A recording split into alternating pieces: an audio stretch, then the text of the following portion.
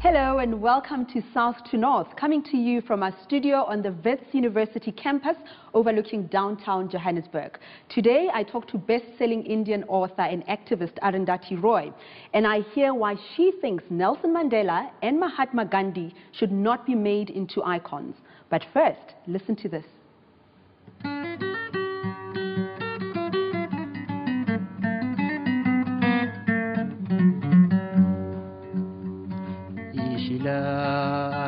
لغمان رغي نزجمو أدي هادنسيغ نزجمو أدي هادنسيغ غيشيلا لغمان رغي نزجمو أدي هادنسيغ نزجمو أدي هادنسيغ Adi hadense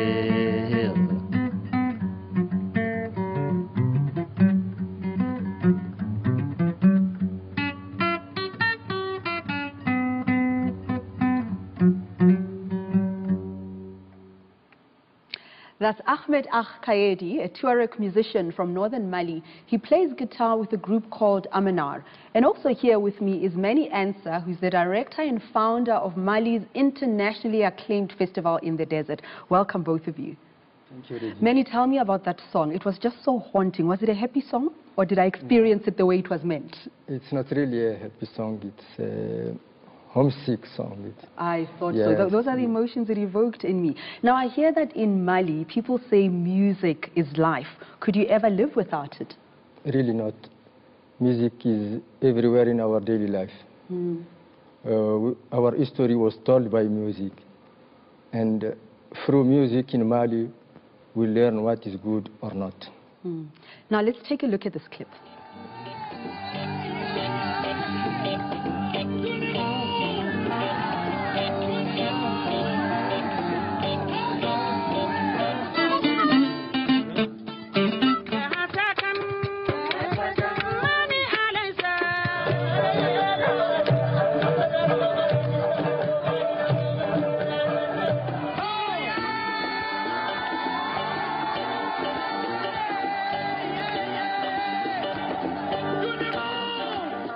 Okay, Mani, I saw you looking at that proudly, but how do you run a festival in the desert?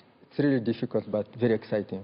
Beyond Timbuktu, you know, Timbuktu is one of the more remote places on earth, and we are having this festival hours and hours driving from Timbuktu in deep desert. And in fact, this festival attracts a lot of people because they would like to experience a festival, a music festival in desert. But Mani, the situation has now changed, hasn't it? The Islamists in northern Mali taken control of the region, and they've banned all music except Quranic verses. How did that happen? Yes, the situation is terrible since last January. Because of its occupation, music is banned. Even listening music is forbidden. What's about organizing a music event? Not possible to do it in Timbuktu now. What does it mean for musicians like Ahmed? It is the end of life, I can say. They had to leave, of course, this place, to go in south of Mali or in neighbor countries. And it's really difficult for them. But there must be a history, there must be a background to this. How did the religious intolerance start? In fact, it started slowly since 2004. We heard about this group arriving in this desert, and they start to kidnap Westerners. And at this time, we had a lot of people coming from Europe and America to our festival. But when this kidnapping started, we have less and less visitors from this part of the world to our festival. Every year we have less. And the problem is growing until last January, when really, things really become serious. So they're staying away because of the kidnappings? Yeah, because people are afraid to be kidnapping, because when they kidnap people, they are asking for a lot of money before let them free. And but it's not just Westerners that are suffering, isn't it? I mean, I understand Ahmed is... Yes, this is what it was in the beginning. It was just for Westerners, but now it is for all inhabitants there. You know, we have hundreds of refugees going out of Mali to the neighbor. And in fact, Ahmed, you are one of them. You are living in a refugee camp in Niger. Why? Moi, je suis réfugié au Niger parce que je suis venu, il y a des gens masqués qui ont brûlé mon matériel à Kidal et ils m'ont menacé de mort, donc je suis obligé d'aller faire la musique ailleurs, quoi, parce qu'ils m'ont dit que si je ferais la musique, ils allaient couper mes doigts ou ma main, des trucs comme ça. He said he was in Kidal. One day, while he was with his animal in the bush, when he come back, he said that they put fire in all his music materials, and they let a message. His sister told him that 4 masked men come to this house, put fire, and let a message to him: if you play guitar again, next time you are going to cut your finger. I just wonder how many other musicians have just backed off and decided not to sing anymore, not to play anymore, instead of risking a life in exile. All musicians in the north of Mali had to leave. Well, earlier this year, Islamists attacked UNESCO World Heritage sites, setting fire to historical landmarks, including religious sites in Timbuktu. Also with me today is Tiseki Kasambala from Human Rights Watch here in South Africa. Tiseki, what can you tell us about the human rights situation in Mali? Since the rebels took over in March and April, we have seen all sorts of human rights abuses taking place, including floggings, summary executions, amputations, under what they call a strict interpretation of Sharia law.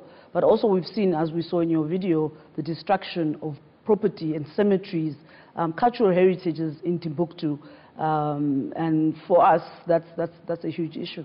So you're not surprised that people like Ahmed are in exile at the moment? No, it's certainly not a surprise. I mean, we've documented cases where people are no longer allowed to play music. And what we're saying is, under international laws and international humanitarian law, these are violations. But Manny, you've had to make the decision. Now, this year, the festival in the desert is in exile, and you've even changed its name. Tell us why. We couldn't stop our festival. It will continue. Of course, it's not possible to have it in Timbuktu, but we are going to have it as a caravan. Caravan of peace. Caravan of artists for peace and national unity. And this caravan will go through Sahel countries, from Mauritania to south of Mali, from Algeria and Niger, and all those caravans are going to meet in Burkina Faso in next February. And now that there's been this clamp down, is there more support? Are you enjoying more support from fellow musicians and those people in the countries that you've mentioned? Yes, all these countries are supportive of us. We are really gathering a kind of solidarity around the world, everywhere, even here in South Africa. We have some of our partners here. And this is really important for us, because what we are now doing is difficult. It's difficult in logistic organization. It's also a big decision, because we are challenging, we are taking a dangerous way. We know, we are aware of it, but we go on. Well, South African musicians know all about performing in exile. We'll meet one of them in just a moment. I want to ask both of you the question, Manny and Tiseki. Let's start with you, Tiseki. The Washington Post is reporting that the United States forces are already in Mali and busy with what they call counter-terrorism. Now, there are also plans for international forces to come into Mali to oust the Islamists. Would this be a good thing? Well, you know, there's always concerns when you hear of such developments. We're not sure whether the U.S. is actually now in Mali. But what we are always saying is that civilians need to be protected. They need to minimize civilian casualties. You may know there's another international force which was mandated by the United Nations Security Council to send in a military force into Mali. But mainly for now, it's a peacekeeping mandate, which means that they will not engage the rebel groups. So if they were to engage the rebel groups, it would be, for us, about respecting what we call international humanitarian law. And the main thing there is that civilian casualties must be minimalized. There must be protection of civilians in all forms. We have actually called for the UN to send human rights observers to observe the activities of this international force.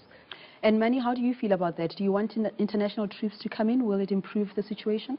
It's really important to protect civilians. And we are really worried about it. But I'm afraid we had to go for this war against some of us groups. Not possible to have any dialogue with them, but our weapon is music. In a little while, we will talk to South Africa's First Lady of Song, Sibongile Khumalo, about the place of music in protest and her support for the Caravan for Peace. But first, I was lucky enough to catch best-selling Indian author and activist Arundhati Roy a couple of days ago. I asked her first whether she was influenced by her mother's activism. My mother influenced me in incredible ways, you know. Well, we are like now I actually ran away from home when I was, 17. What was that about, Arundhati? It was serious, but I keep saying that we're like two nuclear-powered states, can't be too close to each other. Oh, is that so? Okay. Yeah. Two powerful women, I see. But okay, so I want to talk about this book, The God of Small Things. It has been taught in university lectures, debated. It won the Men Booker Prize. Were you taken by surprise by its appeal, and what do you think was so appealing about the book? Before I wrote The God of Small Things, I studied architecture, and then I worked in cinema for a while, and when the films were sort of lunatic fringe cinema, nothing, mainstream, nothing successful, and when I decided to write a novel, I thought it would be even less so, To tell you the truth, I have no idea why something, especially a work of literature or a work of art, I don't think any of us know why something touches many people. We don't know, and that's why it's art. Let's talk about your non-fiction work. I'll start with this essay on capitalism. And you talk about the new rulers of India, the Ambanis and the Tatas, and you describe what's happening in India by describing the sunset over Ambani's superlative home, 27 stories with a helipad or several of them. What exactly is your problem with the Ambanis and their opulence? Well, it's not my problem. I think it's India's problem, that the house and the opulence of the house is just a minor part of it. That's just the manifestation. Like the Ambanis worth 44 billion, their market capitalization. They have controlling shares in 27 television channels. Plus, they give these huge funds to foreign universities. Plus, they have these foundations through which they kind of fund activists or documentary. So they've covered the government, the opposition, the media, the courts, the elections. They can buy news, they can buy everything, with that kind of money. In a country where 80% live on less than 20 rupees, which is, half a dollar a day. You have more poor people in India than the poorest countries of Africa put together. You don't hear this, right? Because India is a superpower. I want to talk about the ghosts that you write about in this essay. You talk about the 250,000 farmers, debt-ridden, who've killed themselves. You say, but which of us sinners was going to cast the first stone? Not me, who lives off royalties from corporate publishing houses. We all watch Tata Sky. We surf the net with Tata. We ride in Tata taxis. We stay in Tata hotels. So Arundhati, tell me, do you feel guilty yourself about being part of the middle class and your Tata lifestyle? Well, I certainly feel uncomfortable, but I don't feel guilty because they have created a system where if you're not in the system, then you're being hunted in the forest, or you're displaced and you're going like some poor person from tribunal to tribunal. And they want to create a politics of guilt. Gandhi created a politics of guilt, Whereas here, what we have to fight is a political fight. Otherwise, you can take the boutique option, I'll go and live in some forest and eat organic food and, use brown paper bags or whatever. But that just helps you. We need a new imagination. Perhaps it begins with forcing capitalism to tolerate a non-capitalist society in its midst so that it accepts the fact that it can't have everything. You also talk about, or you criticize, the infrastructure development, the infrastructure plans where you come from, and you specifically mention the Delhi-Mumbai industrial corridor. It comprises freight lines, expressways, airports, power plants. The government probably calls it progress. The capitalists probably call it progress. Are you anti-progress? we have seen so many decades of this progress, and that is what has led us to this huge disparity. You know, we've seen the dams being built in the names of the poor, and then the water going to the car manufacturers and the sugarcane farmers, you know. So now that argument doesn't work in India anymore. It doesn't wash, and everyone has got the picture. We've been told, people have been told, oh, this is to generate jobs. But no, there are no jobs. The people are just residue, you know, that need to be like disposed of. You have hundreds of thousands of paramilitary forces closing in on villages in the forests, which are basically sitting on natural resources and trying to empty those villages. So thousands are being killed, thousands are in jail, you know. There's a fascinating theme that you explore in your non-fiction work. You talk about perception management. And you talk about the corporate philanthropists. You are talking about how the likes of the Tatas, the Ambani brothers, they are financing and sponsoring artists, festivals, literature. Looks good, that's the veneer. But your interpretation of that is that they are buying out potential revolutionaries. They are buying out the voices that should hold corporate power accountable. And you liken it to what happened in the United States in the 1914s with J.D. Rockefeller. Tell me about him. Tell me about his foundation and how it bought or silenced the radical voices. It was, I mean, now it sounds quite normal, right, for for an industrial house to have a charity or a foundation or run NGOs. NGOs are like the, you know, New World's missionaries. But in those days, it was a brilliant move where you took the profits from your business and you funneled it into these charities, which were completely non-transparent, completely non-accountable, and could then move into making policy and so on. So the Rockefeller, the Ford, and the Carnegie foundations actually sort of worked very closely with the CIA. They bought the land for the UN. They started this thing called the Foreign Relations Council.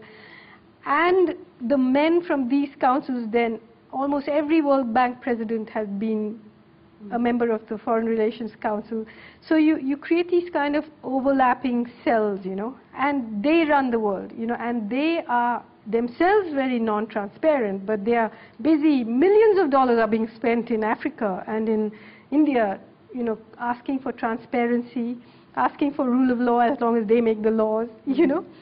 You do talk about how the Rockefeller in particular basically silenced the voice of Martin Luther King, of the Black Consciousness Movement, Steve Biko's Black Consciousness Movement. How did you do this? By funding the moderates, you know, and gradually edging out radical movements. But in the case of Martin Luther King, you know, beginning the Martin Luther King Foundation, and then slowly kind of changing his program from everything that Martin Luther King ever stood for. So you actually, it's not just the man, but the memory itself that is so dangerous that you have to change it. Oh, you have something to say about Nelson Mandela, who is seen as this icon. The likes of Mandela, after taking the money from these foundations, they now become part of the system. So, Arundhati, what do we do? Do we not have icons to look up to anymore? Well, I mean, these are certainly not necessarily the icons. You know, for me, somebody like Nelson Mandela or even somebody like Gandhi, I object to, you know, deifying them, because I think they committed plenty mistakes, you know. That doesn't mean you have to trash them or jump on their memories or what they did, but we have to see. Thank you very much, Arundhati. I've loved chatting to you, and I look forward to the next book and the essays. Please keep them coming. Okay. The iconic Sibongile Khumalo, wearing a traditional Xhosa outfit worn by Xhosa women, and Nelson Mandela is Xhosa, and that's my question to you about Nelson Mandela. What do you think about what Arundhati had to say about Mandela and Gandhi? She has a very valid point. Deifying, especially deifying living people, is problematic. It takes away their humanity. It takes away, it compromises their sense of belonging and situatedness within their communities. Fascinated by the parallels with Gandhi, actually. And I would imagine that African Americans would have a similar thing to say about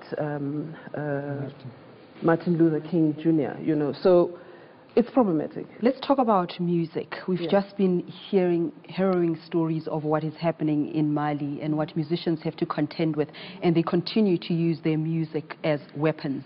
What did music mean to you during the South African struggle? Music was a tool where musicians were reflecting, mirroring what society saw, how society felt. And of course, music also was an escape. Music is a repository of your culture, is a repository of your history, it's a repository of your legacy. And music played a very big role during our struggle years. Music that the Masigelas and the Makebas and the Semenyas and the Gwangwas played, Abdullah Ibrahim, all of them. That music, because they had the greater freedom to tell the story more directly, they told it. How do you feel about musicians being persecuted in Mali? It's a tragedy that we should all pay attention to. I think what's happening across the African continent generally is a travesty. It's a crime against humanity, period. What makes it even more criminal is the fact that it's one African against another. My issue with it is, when do we, as black people, as Africans, black Africans living on this continent, take charge of our own destiny, of our own future? Music has the ability to help us articulate those feelings. Music has the ability to help people get hopeful that it can be changed. Well, you feel so passionately about it. You've endorsed the Caravan of Peace. Are you going to join them? Are you going to be involved? Yes. Yes. We sealed this here. Manny's getting all emotional. We're sealing it after this interview. Okay, I'll tell you how we are going to seal it. Sbongile and Ahmed performing for the first time together. Let's hear it. The first step of the caravan. First step of the caravan.